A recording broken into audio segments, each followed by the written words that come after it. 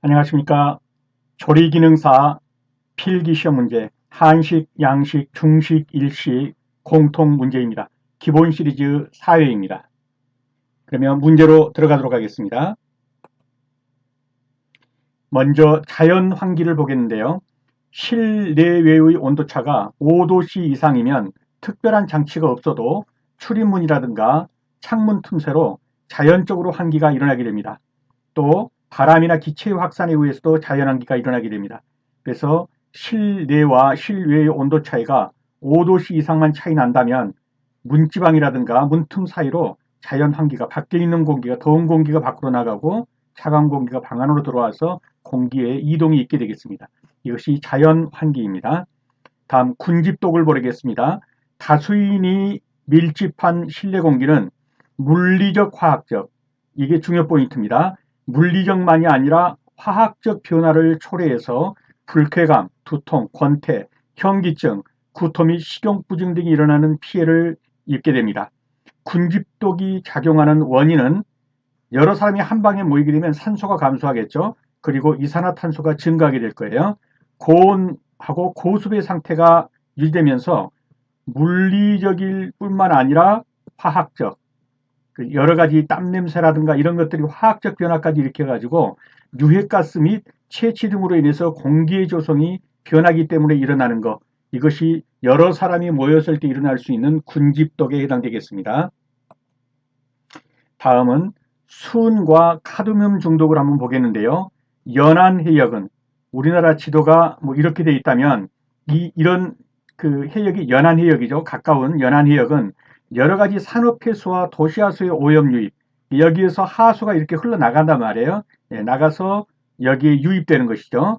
이래서 오염 유입이 가속화되어 가고 이로 인해서 여기에 살고 있는 어패류 등이 해양성 생물이 이동성이 거의 없었어요. 여기서 멀리 나가질 않죠. 여기에서 왔다 갔다 하면서 여기서 사는 거예요. 이게 연안지방의 생물이죠. 그래서 활동 범위가 한 지역에 국한되기 때문에 하천과 연안 지역의 중금속, 즉 카드뮴이나 수은 등의 오염수가 유입이 되면 그게 미량이라 하더라도 어패류의 여과 섭취 활동을 통해서 축적되죠. 몸 안에. 그렇죠. 결국 사람에게 위해를 끼칠 수 있게 되는 겁니다. 이러한 중금속에 오염된 어패류를 먹음으로 해서 사람이 수은이나 카드뮴에 중독을 입게 되는 것입니다. 다음 히스타민을 보겠습니다. 알레르기 반응이나 염증에 관여하는 화학물질인데요. 히스타민이 면역계 세포에서 항체 반응으로 유리된 히스타민은 기관지 수축, 알레르기성 천식을 일으킨다든지 또는 모세혈관 확장이 일어나서 두드러기나 가려움증이 일어난다든가 하는 이러한 것들을 일으키게 되죠. 주로 신선도가 저하된 꽁치나 고등어 등의 섭취로 인한 알레르기성 식중독입니다. 그래서 꽁치라든가 고등어 등이 좀 신선도가 떨어진 걸 먹었을 때 식중독에 걸리게 되죠. 그때 히스테리 반응을 일으킨다. 이렇게 좀 보셔도 되겠어요. 히스테리 반응을 일으켜서 히스테민이라는 독성 물질이 나와서 바로 알레르기성 식중독을 일으키는 겁니다. 그래서 알레르기성 식중독을 일으키는 그 물질은 뭐냐? 히스테민이다. 그래서 고등어 꽁치 먹고 그 가려움증이 생겨가지고 히스타민, 히스테리 증상이 일어나서 이건 제가 지어붙인 겁니다. 그래서 히스타민이라는 거 기억해 두시고요. 다음 프리메탈아민, 생선 썩는 냄새, 즉 비린내의 원인이 되는 물질로 암모니아 수소 원자를 탄화수소기로 취하는 화학 물질로서 아민이라고도 한다. 그래서 트리메탈아민 그러면 생선 썩는 냄새, 비린내 그렇게 보시면 되겠습니다. 다음은 바이러스가 옮기는 병을 한번 보겠는데요. 이 바이러스는 옛날에 이걸 비루스라고 돼 있죠. 그래서 비홍천 유내미소 이렇게라도 외우셔야 될 겁니다. 그래서 비가 오는 날 홍천에 가가지고 유노 미소 내 애인 이름이 미소인데 미소라는 사람을 아십니까? 유노 미소. 그래서 꽃 하나 꽂고 다니면 미친놈이라고 그러겠죠. 비 오는 날 홍천에 가가지고 유노미소 내 애인인 그 미소라는 여인을 아십니까? 이렇게 이제 물어보는 약간 정신 나간 사람. 그래서 홍은 홍역, 천은 천연두, 유는 유행성 독감, 뇌는 일본뇌요.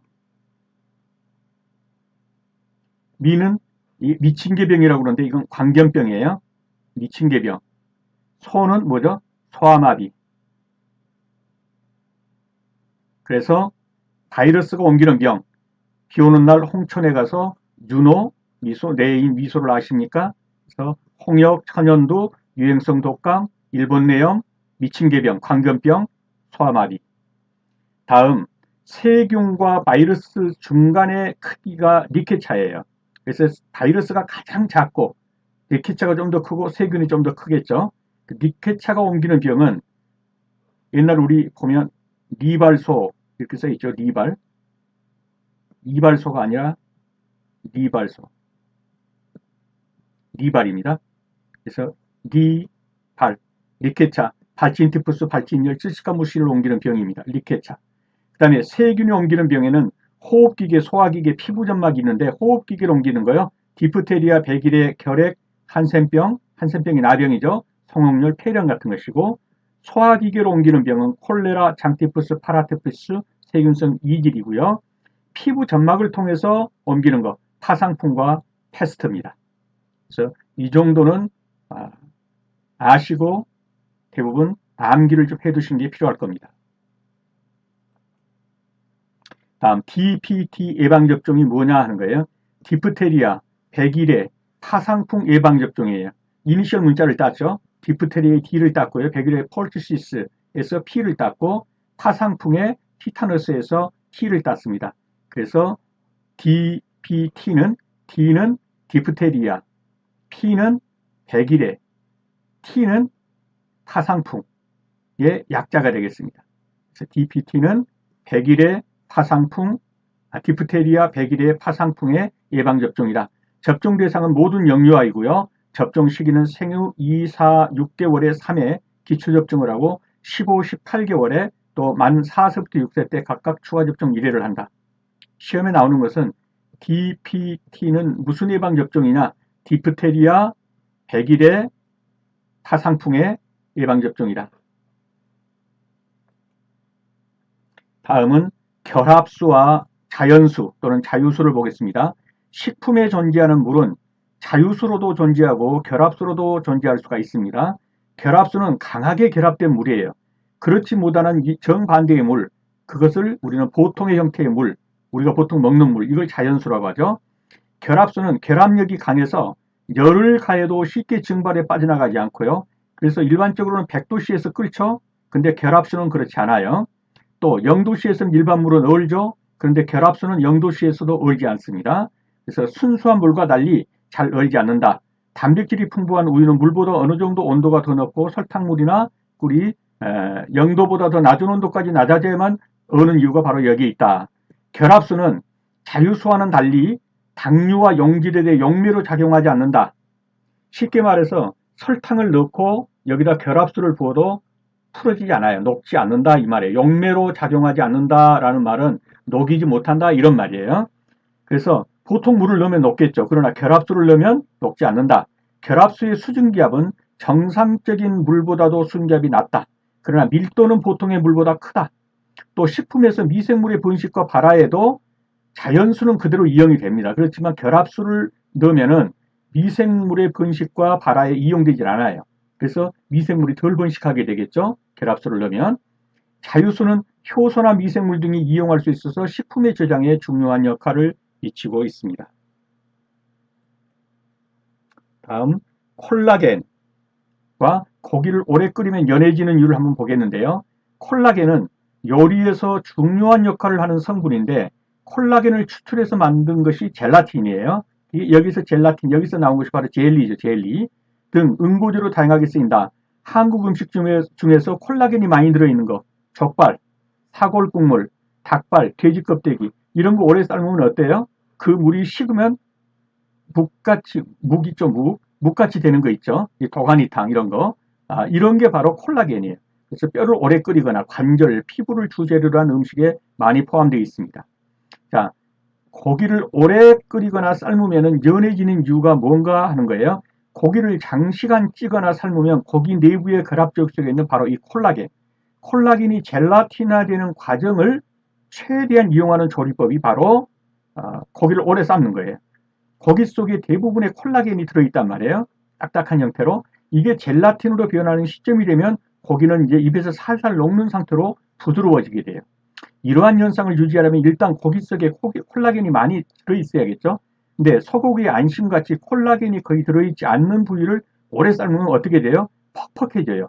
부드러워지기는커녕 내부에 수분만 빠져나가서 오히려 팍팍해지는 거예요. 그래서 어느 정도 콜라겐이 들어있는 이런 음식을 오래 삶아야 부드러워지게 되는 겁니다. 다음 수분 활성도를 한번 보겠는데요. 식품의 수분 활성도는 식품이 나타내는 수증기압을 순수한 물의 최대 수증기압으로 나누는 거예요. 그래서 순수한 물의 수분 활성도는 1입니다. 순수한 물의 수분 활성도는 1이다.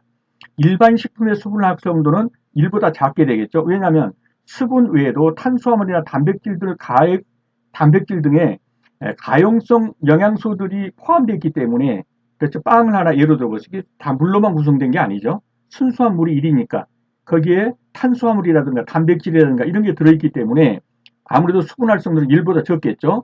일반 식품의 수분 활성도는 항상 1보다 적습니다. 식품별 수분 활성도를 보면 건조식품은 거의 수분이 없죠. 0.2 이하고 곡류는 좀 더 수분이 많겠죠. 0.6에서 0.64. 어패류는 대부분 물이죠. 예, 물 다 짜고 나면 얼마나 안겠어요. 어패류는 0.9가 물입니다. 미생물에 필요한 수분의 활성도를 이제 보면 이 부분이 시험에 반드시 나온다고 보시고 이제 전개를 하는 거예요. 세균이 0.91. 그러므로 세균은 거의 물속에서 산다 보시면 되게요. 효모가 0.88. 보통 곰팡이는 0.8인데 내건성 곰팡이, 건조한 데 사는 곰팡이는 0.65 정도예요. 그래서 된장이라든가 이런 걸 담가놓고 김치라든가 담가놓고 맨 위에 곰팡이가 많이 끼죠. 이게 내건성 곰팡이란 말. 0.65 정도의 활성도만 있어도 이 곰팡이는 아주 잘 삽니다. 그래서 수분 활성도가 큰 것부터 하면 세균, 그 다음에 효모, 그 다음에 보통 곰팡이, 마지막으로 내건성 곰팡이 이렇게 되겠습니다.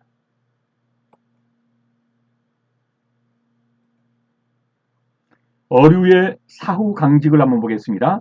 어류는 물고기는 죽으면 최초 얼마 동안은 유연하지만 일정 시간이 지나면 경화되죠. 딱딱해지죠.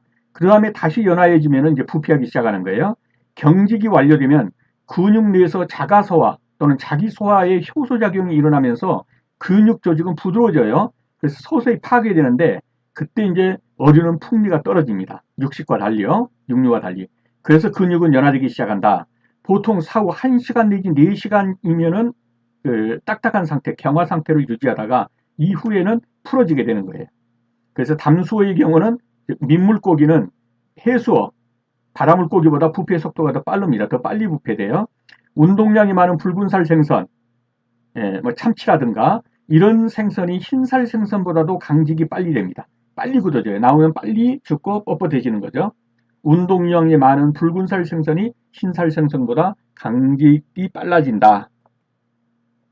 다음은 우리 주위에서 흔히 보는 물질의 pH, 즉 수소이온 농도죠. 이 범위는 0부터 14예요. 그래서 0부터 14를 이렇게 그려놓고 본다면 이 7 정도에 해당되는 것이 바로 순수한 물입니다. 이게 순수한 물. 그 순수한 물의 pH는 7이라고 이렇게 이제 보면은 이것보다 낮아지면 산성이 증가하는 거예요. 산성이 증가하면은 이온 농도는 낮아집니다. 그 다음에 이온 농도가 높아지면 염기성이 커진다. 그래서 산소가 젖산이라든가 산소가 높아지면 어떻습니까? 이온 농도는 낮아지고 역비례하죠. 이온 농도가 높아지면 염기성도 커진다. 한번 읽어보시고 꼭 이해해 두시고요. 다음 육류의 사후 강직을 보겠습니다. 동물이 도살된 후에 산소 공급이 중단돼요. 왜냐하면 코로 숨 쉬어가지고 각 조직으로 산소를 보내는 건데 죽었으니까 산소 공급이 중지되겠죠. 그러면 당질의 호기적 분해가 일어나질 않아요. 그때 근육 중에 있는 젖산이 증가합니다. 산이 증가해요. 그래서 수축이 일어나게 되면 이게 경직 현상으로 되는 거예요. 딱딱해지는 거죠. 그래서 근육의 경직 중에서 자가소화, 자기소화의 과정에서 근육에서 글리코겐이 젖산이 되어서, 즉 산이 되어서 증가되어서 pH가 감소하는 거예요. 그러면서 감칠맛이 나는 겁니다. 그래서 이 글리코젠이 젖산으로 되면서 젖산이 증가하는 겁니다. 그러면서 pH 농도는 낮아지게 되는 거예요. 그러면서 맛은 감칠맛이 나게 된다. 그렇게 보시면 되겠습니다. 다음은 제조원가의 3요소를 한번 살펴보겠습니다. 제조원가의 3요소는 재료비, 노무비, 경비죠. 만약에 식당의 경우에 제조원가 3요소로 보면 급식 재료비가 될 거고, 노무비가 뭐 주방장 월급이라든가 직원 월급이 노무비가 되겠죠. 그 다음에 경비는요, 직접 경비는 뭐 그 식재료를 가지고 연구하는 연구개발, 연구 재료비 이런 게 직접 경비가 되겠고, 간접 경비는요, 수도 광열비, 예, 그렇죠. 전기요금이라든가 수도요금 이런 것들이 간접 경비가 되겠습니다. 자, 이제 문제로 들어가 보겠습니다. 자연 환기의 원리는 어떤 동력이라든가 이런 걸 이용하지 않아도 실내와 실외 사이에 공기가 왔다 갔다 할 수 있는 자연 환기의 원리는, 그렇죠. 실내의 온도 차이가 5도씨 이상만 차이 나도 더운 공기가 나가고 차가운 공기가 들어오는 자연 환기가 이루어진다고 그랬죠. 그래서 자연 환기의 원리는 기온의 차이가 되겠습니다. 2번입니다. 군집독이 가장 큰 원인은 방 안에 3, 40명이 모여있다. 많은 군집이 모여있다. 이럴 때 독소가 발생한다고 그랬죠. 어떻게 해요? 물리적, 화학적. 꼭 이 말이 들어가야 한다고 그랬죠. 그래서 실내 공기에 물리적, 화학적 조성의 변화가 일어나는 거. 자, 실내 공기 중에 산소의 부족. 이것도 맞기는 하죠. 그 다음에 실내 공기 온도가 사람이 많이 모이면 증가하죠. 습도도 증가하고 실내 공기 생물학적 변화도 일어나죠.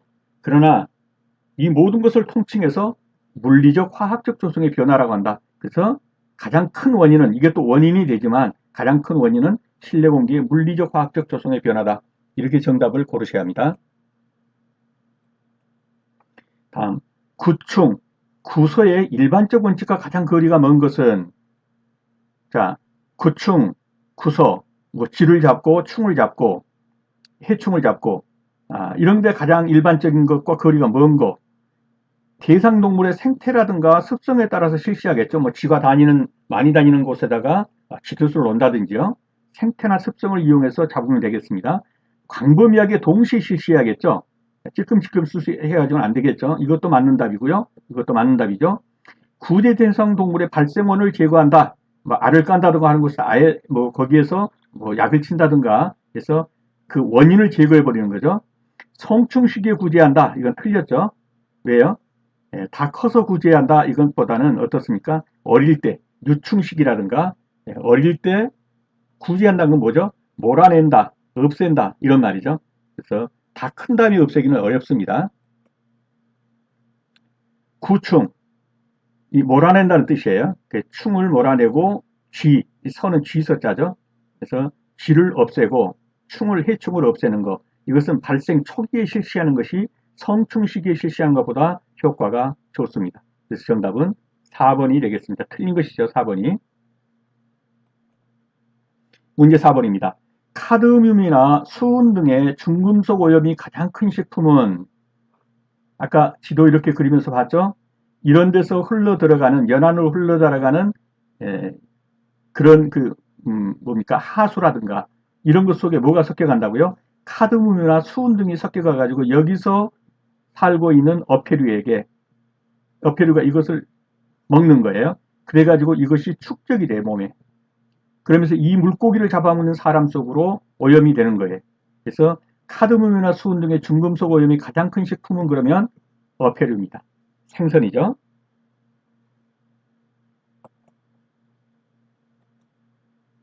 5번입니다. 신선도가 저하된 꽁치나 고등어 등의 섭취를 했더니 알레르기성 식중독이 일어났다. 그 원인 성분은 뭐냐? 꽁치나 고등어 좀 상한 걸 먹었더니 피부에서 뭐 부스럼이 일어나고 벌겋게 되었다.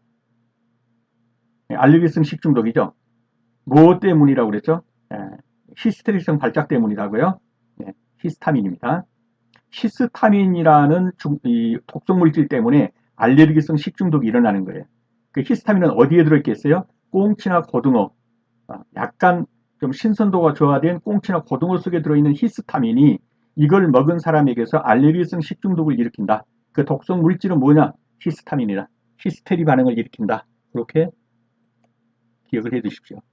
그래서 트리메탈아민은 썩은 생선에서 나는 냄새고요. 시큐톡신은 독미나리에서 나는 것이고, 엔테로톡신은요, 황색 포도상구균 속에 들어있는 거죠. 그 속에 들어있는 독성이 엔테로톡신이라는 독소인데, 이게 장독소입니다. 그래서 신선도가 저하된 꽁치나 고등어 등의 섭취로 인한 알레르기성 식중독의 원인은 꽁치나 고등어 먹고 히스테리 발작이 일어났다. 히스타민이다. 굴착, 차감 등에서 차감 등의 작업에서 그 굴착 드릴 있잖아요. 막 드드드드 하면 몸도 떨리죠. 이런 데서 오는 그런 직업병이 뭐냐 이렇게 물었어요. 이건 그냥 에오드시아입니다. 레이너드 병이에요. 그래서 정답은 3번이 되겠습니다. 니케차에 의해서 발생되는 병. 아까 니케차 하면서 뭐라고 그랬죠? 두음법칙으로 쓰면 리발소. 발자 들어간 거 찾으시면 되고 있죠. 발진티푸스가 되겠죠. 세균성 이질이라든가 디프테리아, 파라티푸스 이건 뭐예요? 전부 세균으로 옮기는 거예요. 세균으로.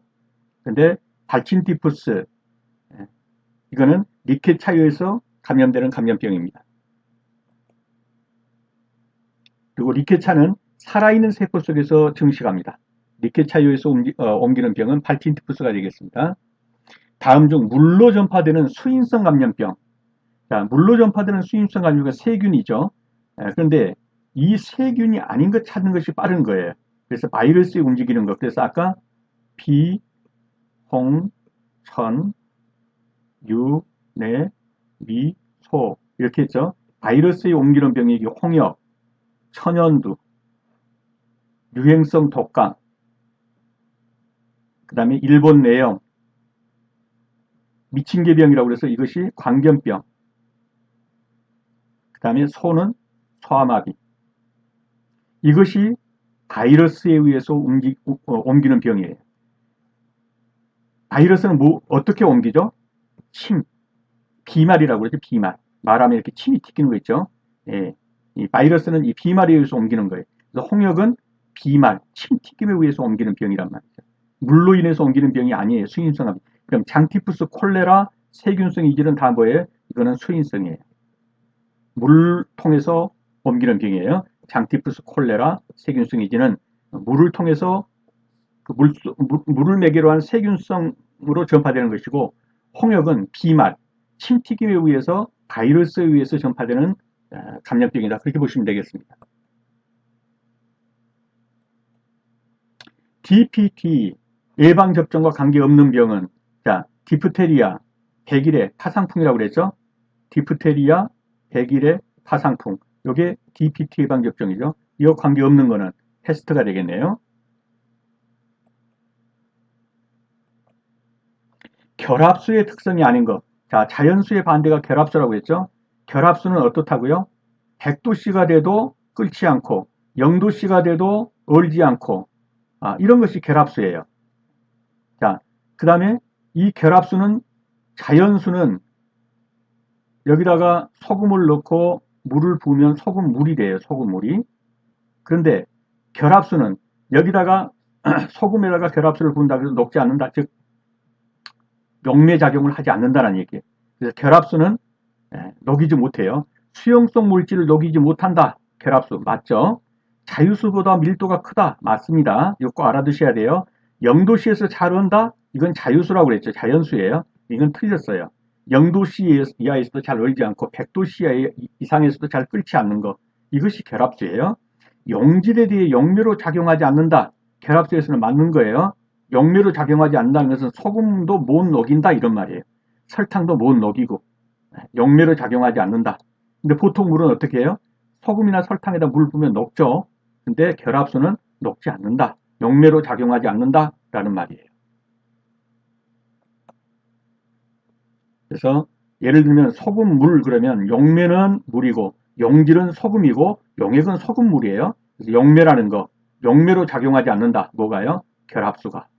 근데 0도씨에서 매우 잘 온다? 아니다. 이거죠. 아니다.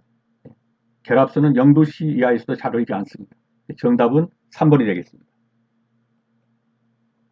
고기의 질긴 결합조직 부위를 물과 함께 장시간 끓였다. 질긴 결합조직 부위를 물과 함께 장시간 끓였는데 그때 연해지더라. 이게 왜 그러냐? 정답을 말씀드리면 아까 봤죠. 콜라겐이 젤라틴으로 변화되어 용출되었기 때문이에요. 그래서 코카콜라가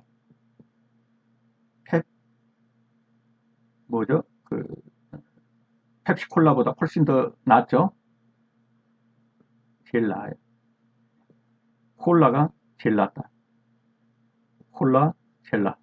콜라겐이 젤라틴으로 변화되어서 용출되어서 부드러워지는 거예요.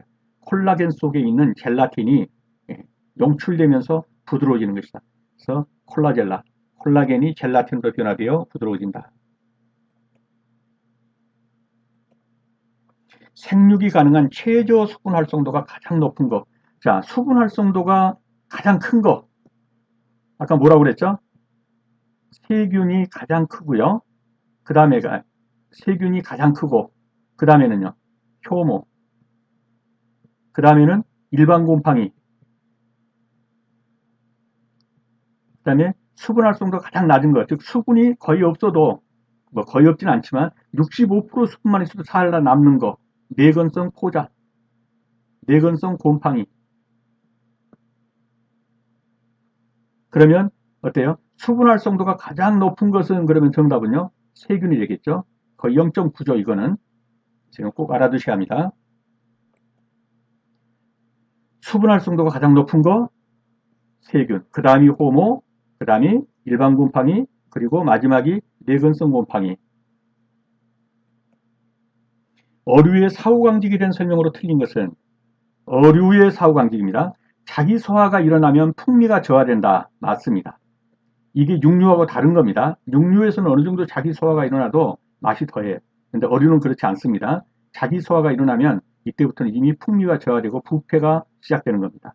보통 사후 12시간에서 14시간 가장 단단한 경직 상태가 된다. 이거 틀렸어요. 1시간에서 4시간 정도면 딱딱해지고 그 이후에는 이제 부패되기 시작해요.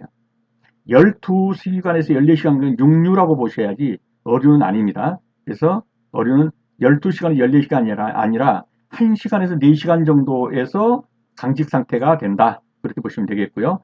담수어의 경우 체내 효소 작용으로 해수어, 즉 바다 물고기보다 이 민물 물고기가 더 부패 속도가 빨라요. 맞죠? 붉은 살 생선이 참치 같은 경우요. 흰살 생선보다 강직이 빨리 시작됩니다. 맞습니다. 더 빨리 굳어져요. 그래서 틀린 것은요. 어류는 1시간에서 4시간 정도 되면 강직 상태가 되고 그 시간이 지나면 이제 오히려 부패가 되면서 연해진다. 그렇게 보시면 되겠습니다. 14번입니다. 탄수화물을 구성하는 것이 아닌 것. 탄수화물은 뭘로 이루어졌죠? CHO로 이루어진 거예요. 탄소, 수소, 산소. 이것이 탄수화물의 복합. 이것의 복합제가 바로 탄수화물이에요. 탄소, 수소, 산소, CHO입니다. 그래서 CHO. 이것이 탄수화물을 구성하는 요소예요.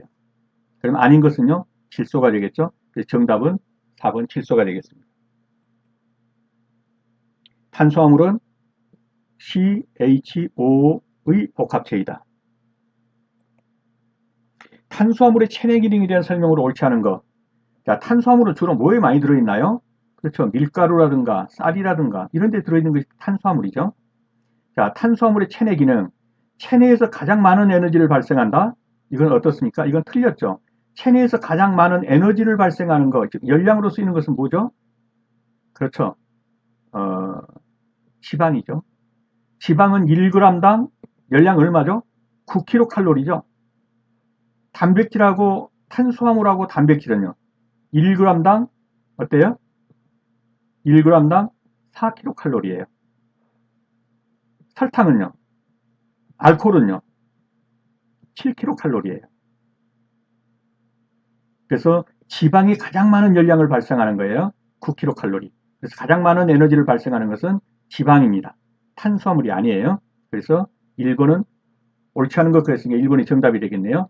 혈당을 유지시키죠. 탄수화물이. 그 다음에 피로회복에 밥 먹으면 피로회복 되죠. 그 다음에 단백질의 전략작용을 한다. 예, 탄수화물이 들어가지 않으면 체내에 있는 단백질을 사용해요, 몸은. 그래서 근육이 없어져 버려요. 그래서 단백질 전략작용을 한다라는 표현도 맞는 표현입니다. 자, 체내에서 체내 기능에 대한 설명을 옳지 않은 것, 탄수화물에 체내에서 가장 많은 에너지를 발생하는 것은 지방질이라고 그랬죠. 1g당 9kcal. 그래서 정답은 1번이 틀린 것으로 정답이고요. 혈당 유지, 피로회복 효과, 단백질의 전략작용 맞습니다. 탄수화물 섭취가 부족할 때 단백질을 분해해가지고 에너지원으로 사용하게 돼요. 우리 몸이. 이런 상태가 계속되면 근육이 줄어들게 되겠죠. 자, 탄수화물과 단백질은 g당 4kcal고 지방은 g당 9kcal, 알코올은 7kcal의 열량을 발생하여 에너지를. 그래서 이 정도는 알아두시고 가셔야 합니다. 동물이 도축된 후에 화학 변화가 일어나 근육이 긴장되어 굳어지는 현상, 딱딱해지는 현상, 그냥 다 보여줬죠? 사후경직이죠. 도축된 후, 그러니까 죽은 후 이 말이겠죠? 사후. 그 다음에 화학적 변화에서 근육이 긴장되어 굳어진다, 딱딱해진다, 경직. 그래서 정답은 1번이 되겠습니다. 적자색 양배추를 채 썰어가지고 물에 장시간 담가 두었더니 탈색되어 버렸다. 이 현상의 원인 되는 색소는 무슨 색소이며 그 성질은 어떤 성질 때문에 이렇게 되었는가? 이거 묻는 거예요. 그래서 붉은색 양배추, 이 붉은색 양배추는 뭡니까? 안토시아닌 게 색소죠. 안토시아닌 게 색소고 그것이 수용성이에요. 그러니까 물에다 놓으면 녹아버려요. 그래서 물이 빨갛게 되고 어때요? 양배추는 탈색돼서 하얗게 되죠. 그래서 색소는 안토시아닌 게 색소고 수용성이기 때문이다. 그래서 정답은 1번이 되겠습니다. 적자색 양배추, 그 붉은색은 안토시아닌 게 색소. 대부분의 붉은 색소가 안토시아닌 게 색소죠. 그런데 이게 수용성이기 때문에 물에서 녹아가지고 빠져나가는 겁니다. 안토시아닌 게 색소는 적색 자색 계통의 색소이고 수용성이기 때문에 물에 장시간 담가두면 색이 빠져서 탈색됩니다. 정답은 1번이 되겠습니다. 육류의 사후경직을 설명한 것 중 틀린 것. 육류의 사후경직입니다. 근육에서 해당 과정에 의해 산이 감소된다. 자, 육류가 아까 말한 것처럼 도살되면 죽었기 때문에 숨을 못 쉬죠. 그래서 산소 공급이 안 되는 거예요. 그래서 산소 공급이 안 되니까 안에서 젖산이 증가하게 돼요. 젖산이 감소된다 그랬으니까 틀린 거예요. 젖산이 증가하면은 pH 농도는 낮아진다고 그랬죠. 그러면서 숙성되는 거예요. 숙성. 이때가 오히려 맛은 더 좋아요. 육류는. 그래서 근육에서 해당 과정에 의해 산이 감소된다. 틀렸어요. 젖산이 증가됩니다. 산이 증가한다. 그래야 맞아요. 해당 과정으로 생성된 산에 의해 pH 농도는 낮아진다. 맞죠? 젖산은 증가하면 pH는 낮아지는 겁니다. 경직 속도는 도살 전의 동물의 상태에 따라 다르다. 이 표현도 맞습니다. 근육의 클리고겐이 젖산으로 된다. 이것도 맞습니다. 그래서 틀린 것은요. 근육에서 해당 과정에 의해 젖산이 증가된다. 감소된 게 아니라 증가한다. 그래야 맞습니다.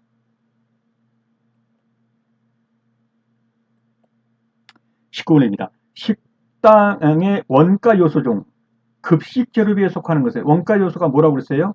재료비, 노무비, 경비 이렇게 있는데 급식 재료비 그냥 나왔네요. 급식 재료비, 재료비에 속하죠. 급식 재료비에 속하는 거 그런데 여기서 조리 제식품비, 조리에 들어가는 제식품비는 뭘까요? 재료비죠. 조리에 들어가는 거. 주재료, 부재료 다 해봐야 그건 재료비죠. 수도광열비는 어디에 들어갈까요? 경비 중에서 간접 경비에 들어가겠죠. 연구 재료비는요. 경비 중에서 직접 경비에 직경에 해당되고 수도광열비는 간접 경비에 해당되고 급료는요. 급료는 노무비에 해당되죠. 노무비. 급료는 노무비. 조리에 들어가는 제식품비는 재료비. 그래서 급식 재료비에 속하는 것은 그러면 답은요. 조리 제식품비가 되겠죠. 20번입니다. 고등어 구이를 하려고 한다. 정미 중량 70g을 조리하고자 하는데 1인당 발주량은 얼마가 되겠냐. 단 고등어의 폐기율은 35%다. 폐기율이 35%라면요. 가식 부율은요. 먹을 수 있는 부율은 어떻게 되겠죠? 가식 부율은 65%가 되겠죠. 65%가. 가십불이 65%니까 폐기율이 35%가 된단 말이에요. 그러면 먹을 수 있는 가십불이 0.5인데 여기서 묻는 것은 1인당 발주량을 X라고 놓으면 가십불이 X의 0.65밖에는 못 먹어요. 그럼 0.65X가 되겠죠? 이것이 70g이 돼야 된다게 정미 중량이. 70g을 만들어내야 된다는 거예요. 그러면 X는 얼마가 되겠냐? 이 X 값을 구하라는 거죠. 이런 것을 구할 때는 폐기율 35%다 그러면 가십불은 0.65구나. 그러면 0.65X는 70g이 되겠네? 이렇게 구하시면 돼요. 그래서 이 발주량 X에다가 65%만 먹는 거니까 곱해주면 70g이 되려면 X는 얼마가 될까? 이렇게 해서 X를 구하면 얼마가 되겠어요? 70을 몇으로 나눠요? 0.65로 나누면 되겠죠. 70을 0.65로 나누면 이 계산해 보면 약 108g이 나올 거예요. 정답은 108g이 되겠습니다. 그래서 0.65X는 70g. 이게 0.65는 어디서 나왔냐? 폐기율이 35%는 0.35니까 먹을 수 있는 부위는 0.65다. 그래서 X라고 놓고 0.65X는 70. 그래서 X를 구해보면 이렇게 나오고 나눠보면 약 108g이 나옵니다. 정답은 3번이 되겠습니다.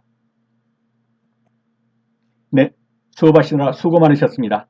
다음 시간에 다시 뵙겠습니다. 감사합니다.